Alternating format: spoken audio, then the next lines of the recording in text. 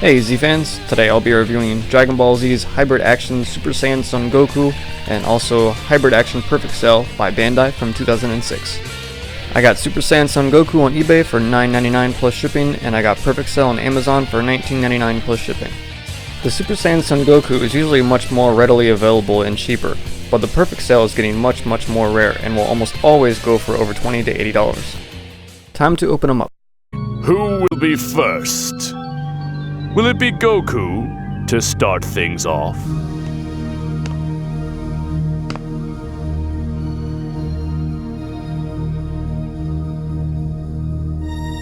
Let's do it!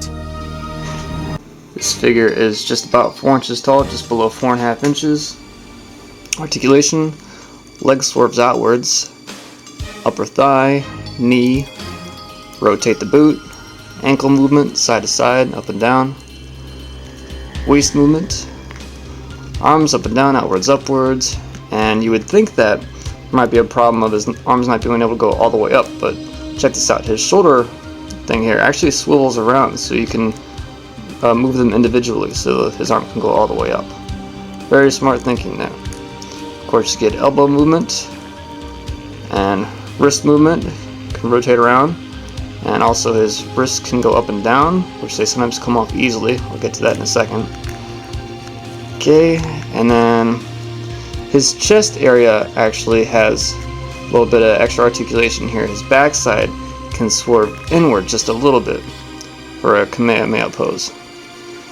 And then his head is on a ball joint, so you can go like left and right, up and down. But also his neck is also an individual piece aside from the actual figure too, so you can get a lot of extra downwards and upwards too. Pretty nifty. Now, with the wrists, you will get a total of, let's see, 3 pairs of hands. So, and the fist part itself can actually come off very easily. And a little word of advice: when you're taking or interchanging the hands, you want to twist and pull out, not just go for the gold and just rip it out. Because I ended up doing that, and now the hole in this wrist part is a little loose, but somebody just barely fits in there. Yeah, you get closed fist, then you get open palm for a Kamehameha or a spirit palm, whatever, and then fighting pose hand or whatnot. Appearance is good considering how small this figure is, but under bright light you'll notice that there are some color mistakes. For example, his belt, sash, and wristbands are purple when they should be blue to match his shirt. One thing I don't really dig about these hybrid figures is it looks like they put eyeliner around their eyes, but it's not that bad around this figure. And also it looks like he's blushing. There's just a little bit of red underneath his eye. But structure-wise and all, I think it's good. He doesn't look overly bulky, or he doesn't look too small. It's just right. I like the hair mold.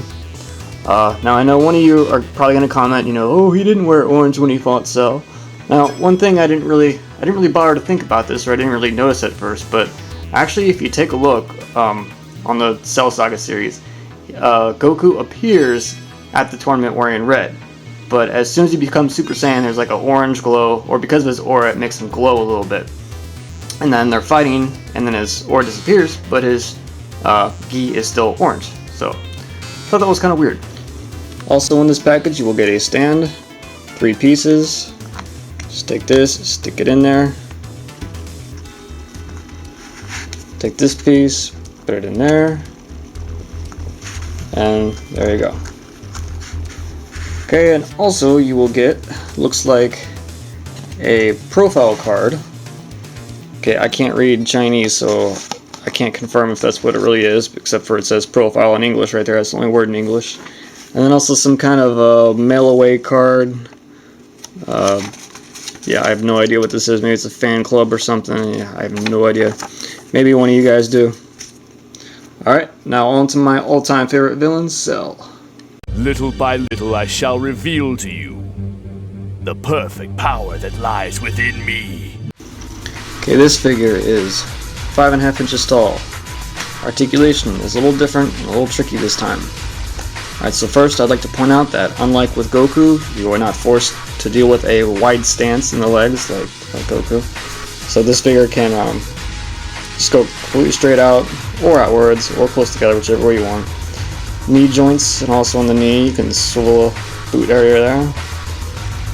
Feet go up and down, and side to side.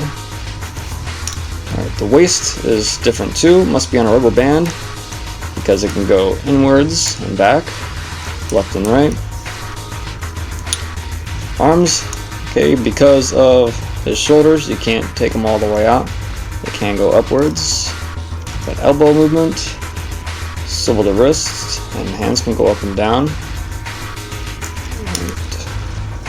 I'd also like to point out that some of his limbs are very fragile. His arms come out very easy. Yeah, we'll go over that later. Whoops. Okay, and his neck, a little different too. Yeah, you got left and right, side to side a little bit, up and down. But his neck section here is firmly molded onto the figure itself, so you do not get any extra articulation there. Now, what I'm thrilled about though, in the back, is there's actually a little bit of wing articulation. Sweet, the first Cell figure to have that. Awesome. Appearance. I am so happy to say that his skin is white compared to the old 5-inch Irwin toy and the model kit where his skin was blue for reasons I do not know.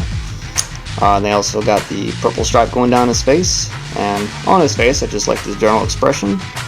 And his freckles are not painted on, they're actually indented, which is cool. His wings and his boots are kind of a metallic color, and his main chest piece is just kind of a flat black. Alright, so all fine and dandy. Okay, but structure is another thing. Right, my opinion, he is way too skinny, and his posture is very messed up. I'm gonna lift up his arm here, or it just simply comes off. His back is angled way far back. Oh man, it just does not look right at all. But also to me, it looks like his feet are way too big, which I'm wondering if they did that because his wings do make him a little back heavy.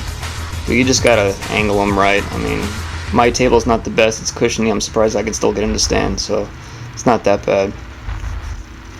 Okay, and of course you also get a couple other things here in this package too. You'll get one set of open hands.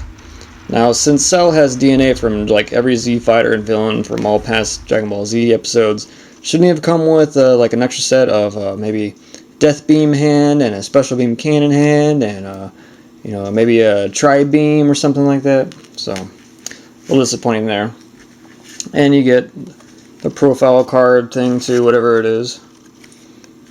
And another mailing list thingamablob. And a stand. I cannot stress enough how fragile these figures are. My hybrid Vegeta broke the day after I got it, just messing with posability. With that said, the Ultimate Figure series is still my favorite. But I guess with every Dragon Ball Z figure, it depends on what you want and why you're getting it. A lot of people have asked me what are the most durable ones, which ones have the most articulations, or which ones look the best. And I guess that's why I like the Ultimate Figure series the best, because overall, all around, it has everything that I want. But let's say if look accuracy is the most important thing to you, then my advice would be get a PVC statue. If you don't need articulation, just get a statue. If articulation is the most important thing to you, then yeah, get this hybrid or get the Ultimate Figure series. Or if you got money and you want to combine all three things, get the Metacom. There are so many different combinations and so many Dragon Ball Z figures out there, so just do your research and hopefully you get what you need. And there's my review. Thank you for watching, stay tuned for some still pictures, and I'll see you next time.